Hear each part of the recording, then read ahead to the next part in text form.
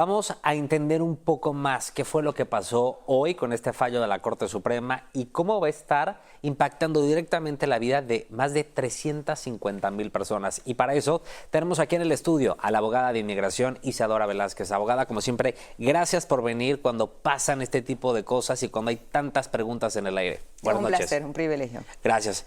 Y bueno, definitivamente estamos hablando de 350,000 personas que están amparadas o estaban amparadas bajo este programa de la era del presidente Biden, que pensaban que con esto tenían pues un camino más fácil a regularizar su estatus migratorio en el país. Hoy la Corte Suprema decide que el presidente Donald Trump puede seguir adelante con su intención de eliminar este programa. Es bueno poner la decisión en contexto. Aquí lo que está diciendo la Corte Suprema es que puede, como bien mencionas, en la administración eliminar el programa de TPS, pero este no es el final de la batalla, porque hay que recordar que la Corte de Apelaciones todavía está discutiendo la decisión de la Corte Inferior de no eliminar el TPS, los argumentos de que es por razones racistas y que no se puede regresar a Venezuela. Así que es probable que este todavía llegue a escucharte nuevamente en la Corte Suprema. Esto es una decisión, podemos decir, preliminar. Lo que pasa es que le deja la puerta abierta a eliminar este programa de manera prematura.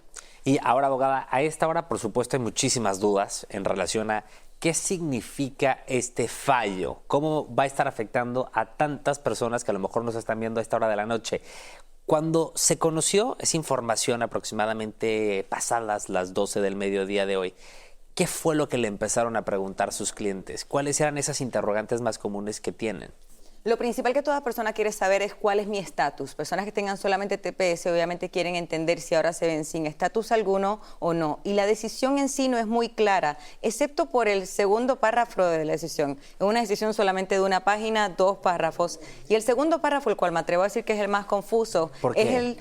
Porque empieza diciendo que personas que ya tengan un estatus otorgado hasta septiembre del 2026, hay que entender que si se le otorga el estatus del 2023, tienes 18 meses, sería hasta el 2026. Estas personas podrían demandar, es decir, que esta decisión no perjudica de manera adversa, les mantiene la posibilidad de una demanda si se les llegase a revocar su permiso de trabajo, su estatus bajo la ley 94, su licencia de conducir, su Real ID, cierta documentación que se otorga con un TPS válido.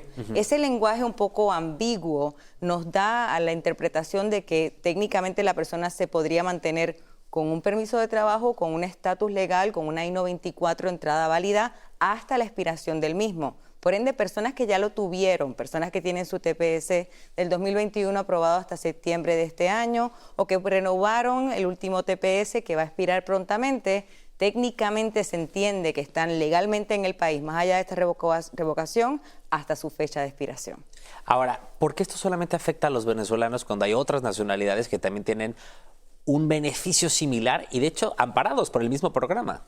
Interesantemente, porque la comunidad venezolana ha sido la única que ha decidido, o una de las pocas, debo decir, que ha decidido pelear y ha sido muy vocal en dicha pelea.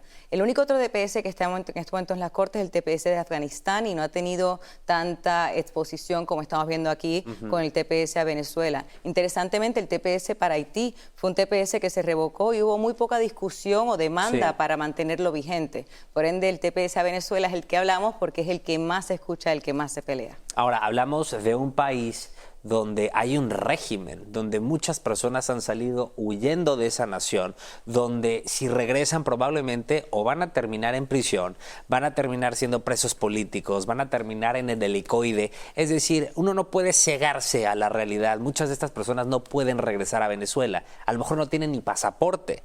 Si ya no tienen protección en Estados Unidos, ¿a dónde los mandan? Eso es lo interesante y también la contradicción. En estos momentos la Corte Suprema fue clara en decir que todavía está esperando los expedientes, los briefs, como llamamos en inglés, del circuito 11 en California, argumentando esto mismo. No solamente el tono racista con el que se elimina el TPS, sino también el argumento de que no pueden regresarse a Venezuela. Pero por otro lado tenemos una administración que ya ha llevado deportaciones muy activas a El Salvador, a México y a Panamá. Por ende, la administración tiene ese argumento para decir que es así como justifica el eliminar el TPS debido a que está dentro de su jurisdicción, dentro de la rama ejecutiva. Por ende, esta pelea, esta discusión puede mantenerse un poco más extensa de lo que vemos. Ahora, y creo que es interesante analizar las diferentes cortes que existen en el país. Uno piensa que cuando el Supremo dictamina algo, falla a favor de algo, ya no hay nada más que hacer. Es la máxima corte de la nación.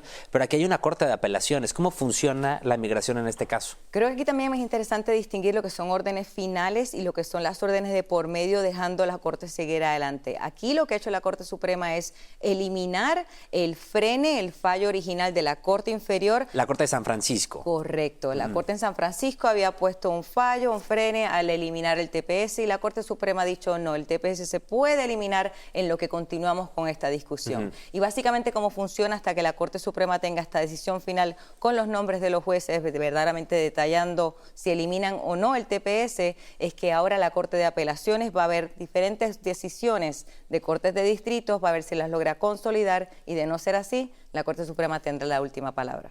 Y abogada, para entender mejor, ¿cuáles serán los argumentos que tiene la administración para asegurar que este programa es ilegítimo, que este programa se creó a lo mejor con fines políticos y que estas 350,000 personas llegaron a Estados Unidos de una manera incorrecta? Interesantemente, aquí la administración se ha fijado más que nada en la autoridad que tiene, no tanto en que las personas hayan llegado de manera ilegal o incorrecta, ni siquiera se ha enfocado tanto en las críticas que tiene la comunidad en particular con el Tren de Aragua, sino que en sus argumentos legales se ha enfocado principalmente en cómo la administración bajo la rama ejecutiva maneja la póliza exterior, la cual incluye el manejo del inmigrante como entra y sale al país. Pólizas como el TPS, políticas como el TPS están bajo dicha autoridad, o por lo menos eso es lo que argumenta la administración como el poder para eliminarlo. Y tratar de distinguirlo a no ser racista, más allá de lo que se haya escuchado en algunas conferencias de prensa.